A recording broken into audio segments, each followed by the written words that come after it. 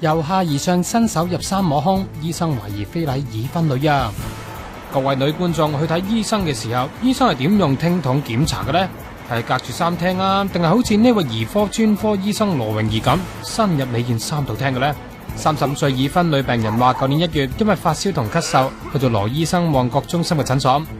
護士係幫佢稍為拉開件樽領針織衫，羅醫生就伸入去聽啦。羅醫生係懷疑佢係肺炎，就即刻叫佢去化驗所照 X 光。之後佢照完再返到診所，就喺羅醫生叫咗護士去配藥之際，羅醫生係突然伸手入佢件衫度摸佢胸，同捏佢乳頭一下，再問佢痛唔痛。佢好驚，唔知點做啊！去到夜晚先至打俾個區議員哭訴，區議員再向醫委會投訴，及至4個月之後，已婚女先至報警。律師係質疑羅醫生明明係個兒科醫生，診金一般比門診貴，點解佢仲要7次揾羅醫生呢？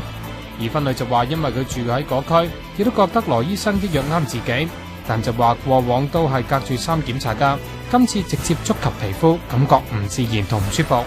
而當日在場係控方證人嘅護士就話未見已婚女有異樣，仲話羅醫生幫病人檢查嘅時候，一向都要求護士喺側跟遮眼，對羅醫生被控非禮感到匪夷所思啊！聆訊下個星期一繼續。